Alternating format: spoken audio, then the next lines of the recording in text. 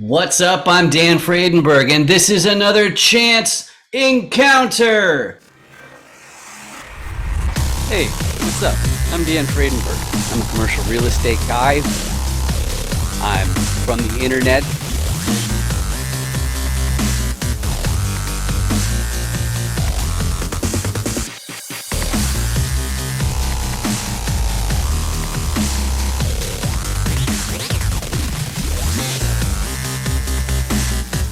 Front of a house. It's going to be torn down soon. I understand that there are power lines that are getting kind of close. What's up again? This is Dan Fredenberg, and that there is we're seeing more properties like this being built. Let's do some stuff. Talk to you later. Bye.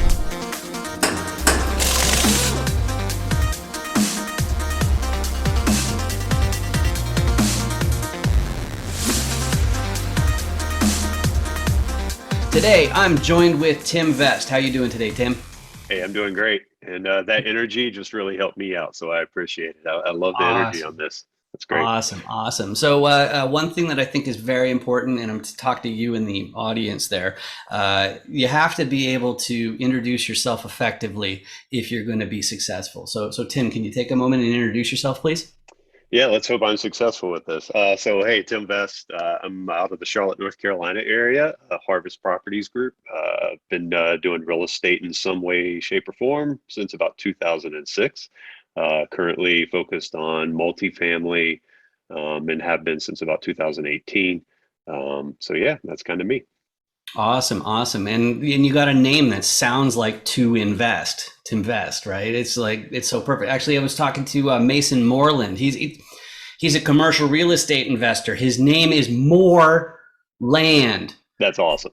right? Just holy smokes. But anyway, so in this show, we the first segment is we go through the five different motivations that people have for their next commercial real estate deal. So if I hit this, and I remember that it's over there on my screen, I've got the six roles as well. But I found that a lot of people, when they're first getting started, they don't know what role they're actually going to take, but they do know at least what motivation it is that is driving them. So let's go through this. The first motivation is some people are looking to preserve their purchasing power. So anybody who has like a family office or something like that, that's really what they're up to. They need to make sure that the wealth that they've got stored will still provide the level of income that is necessary to keep the party going. Yep. The next reason is my one, which is I realize as a high earner, you're also in tech. You got a tech background, so we're both high earners in that regard, and we can just go ahead and dump salary into these investments. But then there's an intermediate step of paying tax. So if we can actually work and get paid back in the form of wealth, there are tons of advantages, and that's what I'm in it for. The next one is to fast track retirement. In other words, the retirement word in this is key because that means that there's an end point in mind. Okay, it's not like the next one I have, which is for the super ambitious people who want to buy their entire hometown. Right? See, those guys, they're not going to become an accredited investor and then just rest on their laurels. You know, they're not going to be like, okay, well, this is good enough for me. They're going to keep on working and working and working. So that motivation is like both of those motivations make a lot of sense. But when you're fast tracking your retirement, it means like you're not like, you know, like a 20 something who's, you know, working with basically nothing to get started. So, and then the last one is if there's some sort of section of society that you want to help in particular, and that goes above and beyond the need to build wealth and squeeze out all the profit you possibly can. So, of those five different motivations, which ones resonate or describe you best, Tim? Yeah, so I'm kind of in a couple of different camps, but one of the areas that I'm right now today that I'm really focused on is a little bit kind of in that fast track in that mode. I'm in my I'd like to say mid, but I'm trending towards late 40s. Mm-hmm. Um Obviously I want to get towards that retirement uh range. Now, oddly, with me, I'm not the guy who wants to own his whole hometown, but oddly with me, I'm also that guy that's like retirement's kind of a interesting term for me. Like I don't think I'll ever do nothing, but I want to retirement for me is doing what I want to do whenever I want to do it. Mhm. So I'm trying to fast track to that stage. Excellent, excellent. All right, so that's clear then. So we know your motivation, and so the next piece is using the Dan Does Deal guide. It's and I got a green screen affixed, so it looks like Mason was saying it looks like a tesseract or something. But this is how I go through the 6 different roles. So the first one is a repositioner. That describes me, and anybody who's a repositioner, you have to be doing a lot of underwriting. You have to be looking at a bunch of different properties to find out which ones have upside. And the 2 ways that you can get upside, conceptually, the most simply, one is through more efficient operations. In other words, you're making sure that you're lowering your expenses. The other one is to fix it up. So you get a contractor and then you make the place nicer, and that's how you end up charging more rent. Right now, we're in the hottest real estate market in history. So, of course, like this one is not always going to be that reliable. This one's a little bit more reliable, but you still have to keep it on a leash in the sense that you can't just spend $1 million on a unit and expect somebody's going to give you the appropriate amount of rent. But because I'm from the internet, I also need a local and digital security background, so I'm aware that the operations people can spoof what they send you. They can send you photos that look like they're all the different apartment units, but they're not actually. And the contractors can hide over the stuff that's where they're cutting corners. But you're going to need, if you're from the internet, you're going to need some boots on the ground to check it out. They're like an hour or two away tops. Whereas me, I'm not flying down every time there's a clogged toilet or something like that. So this is more of your day-to-day team. But once you've got the property in mind, you go to a financier, in other words, the bank. You say, hey, I need you to loan me a whole whack of cash so I can take it over. This also includes like capital raisers and things like that, as well as the bank. But what they're going to want to know, they'll look at the team, but they'll say, okay, that's fine, but who is your sponsor? You have to have somebody who owns a similar asset, or else you can't get the loan. They have to own a similar asset, and they have to have a net worth of at least the amount of the loan. So those guys have to be in the fold, and it doesn't matter if you're Elon Musk or Jeff Bezos. You still have to have your KP in the play. So those are the 6 roles in an apartment complex deal. And what are your core competencies or the roles that you would contribute in a co-GP role in your next Yeah, deal? I've actually played most of those roles other than a sponsor KP. Mhm.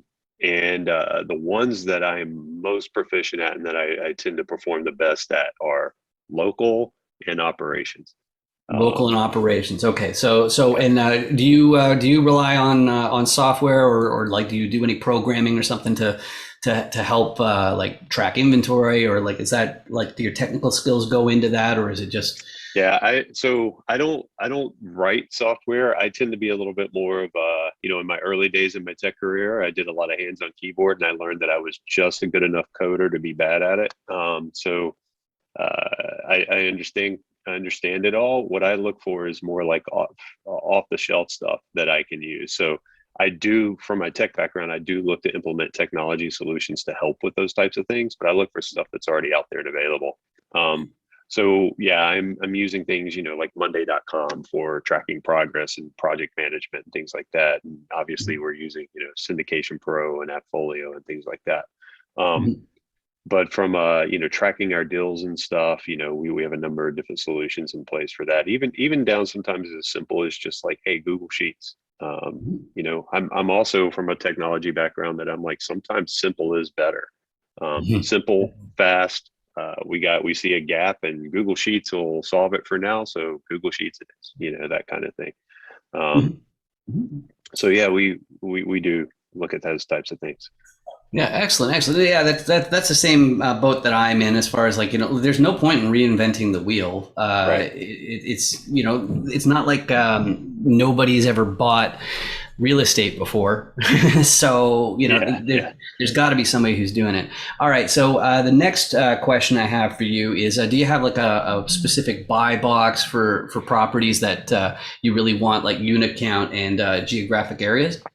Yeah, for me, especially if I'm playing those 2 roles we mentioned, I want them within 4 hours. I'll expand my area a little bit, so I want them within 4 hours. I want to be able to hop in the car and be on site within four.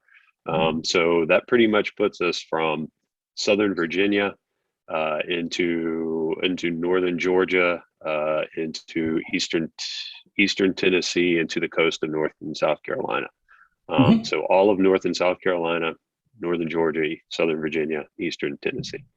Excellent, excellent, excellent. Yep. So the next part is I always ask people to describe the perfect person in real estate who you could help out more than anybody else. But I always give the warning of without breaking any SEC rules. The big SEC rule is you're not allowed to entice investors. So if you could describe though, like what are the qualities of somebody in real estate where you could help them more than any other type of person? Yeah, so the folks that I really tend to do well with and help quite a bit is that a really kind of aspiring go-getter that just doesn't know where to start. And the folks that are willing to just do whatever to take step one, step two, just don't know where to take step one and step two. Like I tend to do really well with those folks. Whether that be helping them figure out how to capital raise rather than figure out how to underwrite, how to go find a deal, things like that. It's really those are the folks. Excellent, excellent. And we met through some meetups, and I see you on LinkedIn fairly regularly. Is LinkedIn the best way to reach you, or is there a website that's better? Yeah, LinkedIn's a solid way. You can also capture me through my website, harvestpg.com. That's harvest P as in Paul, G as in George.com, and at tvest at harvestpg.com. Any of those work?